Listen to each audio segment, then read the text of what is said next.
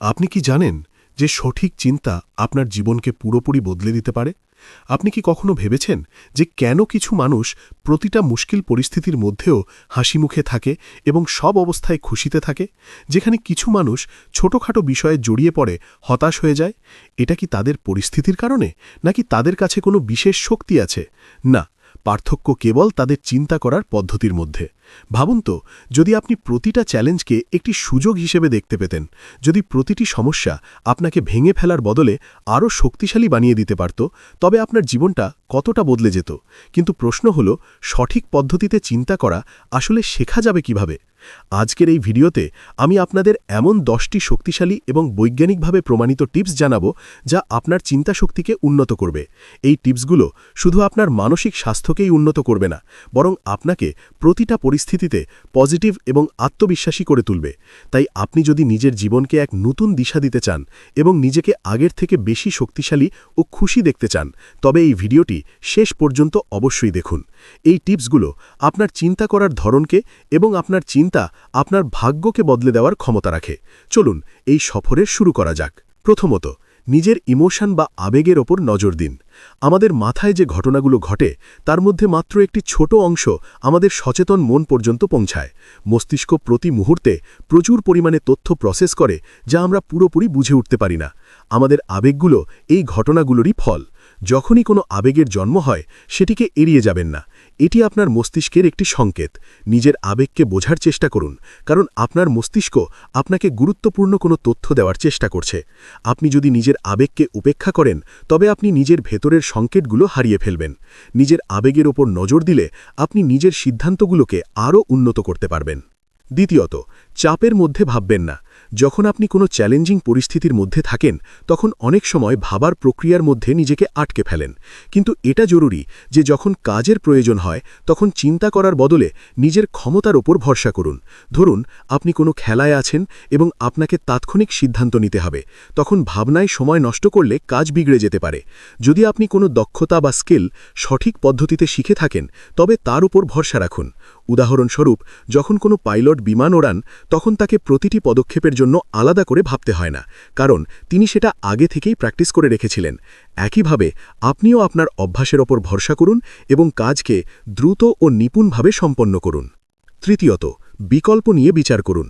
যখনই আপনি কোনো সিদ্ধান্তে পৌঁছান, তখন এটা ধরে নেবেন না যে আপনি যা ভাবছেন সেটাই সঠিক। পোকার প্লেয়ারদের মতো ভাবুন। তারা প্রতিটি বিকল্প নিয়ে বিচার করে। উদাহরণ হিসেবে, যদি আপনার মনে হয় আপনার সঙ্গী মিথ্যে বলছে, তবে নিজের মাথায় এই ধারণাটি রাখুন যে সে সত্যি বলছে। তারপর দেখুন যে কোন কোন কথাগুলো এই ধারণার সাথে মিলছে না। এই পদ্ধতি আপনাকে সঠিক সিদ্ধান্ত নিতে সাহায্য করবে। চতুর্থত, নিজের অভ্যাসের উপর প্রশ্ন তুলুন। আমাদের অভ্যাসগুলো আমাদের নিয়ন্ত্রণ করে। উদাহরণ হিসেবে, যদি আপনার দামি ওয়াইন পছন্দ হয়, তবে কি আপনি কখনো ভেবেছেন যে এই পছন্দটা আপনার নিজের, নাকি সমাজ আপনাকে এটা শিখিয়েছিল? বই, মুভি, মিউজিক, এই সব বিষয় নিয়ে ভাবুন যে আপনি কি সত্যি এগুলো পছন্দ করেন, নাকি শুধু অভ্যাসের কারণে এগুলোকে আপন করে রেখেছেন। যখন আপনি নিজের অভ্যাসের উপর প্রশ্ন তুলবেন, তখন আপনি নিজের আসল পছন্দকে বুঝতে পারবেন এবং জীবনের আনন্দ আরও বেশি করে নিতে পারবেন। পঞ্চমত, দীর্ঘ সময় ধরে শাওয়ার নিন। অনেক সময় আমাদের কোনো সমস্যার সমাধান তখনই মেলে যখন আমরা চাপ মুক্ত থাকি। স্টাডি থেকে জানা গেছে যে যখন আপনি দীর্ঘ সময় ধরে হাঁটাহাঁটি করেন বা শাওয়ার নেন, তখন মস্তিষ্কের ডান গোলার্ধ বেশি সক্রিয় হয়ে ওঠে। এটি সেই অংশ যা ক্রিয়েটিভ থিঙ্কিং এবং নতুন সমস্যা সমাধান করতে সাহায্য করে। তাই যখনই আপনার কোনো সমস্যা সমাধান হচ্ছে না, তখন একটু ব্রেক নিন, হাঁটাহাঁটি করুন বা শাওয়ার নিন এবং তারপর দেখুন কিভাবে নতুন আইডিয়া আপনার মাথায় আসে।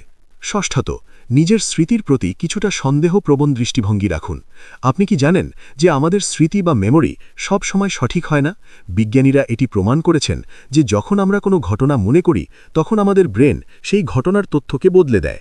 যতবার আমরা কোনো ঘটনা মনে করি, ততবারই সেই ঘটনার খুঁটিনাটি বা ডিটেলস বদলে যেতে পারে। তাই নিজের স্মৃতির ওপর পুরোপুরি ভরসা করবেন না। যখনই আপনি কোনো গুরুত্বপূর্ণ সিদ্ধান্তে পৌঁছাবেন, এটা মনে রাখবেন যে আপনার স্মৃতি পুরোপুরি সঠিক নাও হতে পারে। সপ্তমত, একই সময়ে সবকিছু করার চেষ্টা করবেন না। ইচ্ছাশক্তি বা উইল পাওয়ার এবং চিন্তা করার ক্ষমতা দুটোই সীমিত। যদি আপনি একই সময় অনেক কিছু করার চেষ্টা করেন তবে আপনার ব্রেন খুব তাড়াতাড়ি ক্লান্ত হয়ে যাবে। একটা গবেষণায় দেখা গিয়েছিল যে যাদের একটি বড় সংখ্যা মনে রাখতে বলা হয়েছিল তারা বেশিরভাগ ক্ষেত্রে কেক বেছে নিয়েছিল, কিন্তু যাদের একটি সহজ বা সিম্পল নম্বর মনে রাখতে বলা হয়েছিল তারা স্যালাড বেছে নিয়েছিল। এমনটা হওয়ার কারণ হল, যখন আপনার মাইন্ড আগে থেকেই ক্লান্ত থাকত তখন আপনি স্বাভাবিকভাবেই সহজ এবং কম স্বাস্থ্যকর অপশন বেছে নেন। তাই এক সময় শুধু একটি কাজ করুন এবং নিজের এনার্জি বাঁচান। এতে আপনি আরও বেশি ফোকাসড এবং দক্ষ হতে পারবেন। অষ্টমত, ভুলগুলোর ওপর কাজ করুন। যারা সফল হয় তারা নিজেদের ভুল নিয়ে ভয় পায় না, তারা নিজেদের দুর্বলতাকে স্বীকার করে এবং সেগুলোর ওপর কাজ করে। যদি আপনি কোনো কাজে দক্ষ হন তার মানে এই নয় যে আপনি তাতে আরও ভালো হতে পারবেন না। নিজের ভুলগুলো চিহ্নিত করুন এবং সেগুলোকে ইমপ্রুভ করার জন্য খাটুন। এটা ভাবুন যে আপনি কোথায় ভুল করতে পারেন এবং পরের বার আরও ভালো কিভাবে করা যায়। এই মাইন্ডসেট আপনাকে প্রতিটি ক্ষেত্রে উন্নতি করতে সাহায্য করবে। নবমত, স্বপ্ন দেখুন। আমরা সবাই ব্যস্ত শিডিউলের মধ্যে প্রায়ই নিজেদের স্বপ্নগুলোকে অবহেলা করি, কিন্তু স্বপ্ন দেখা বা ড্রিমিং আপনার ক্রিয়েটিভিটিকে বুস্ট করে।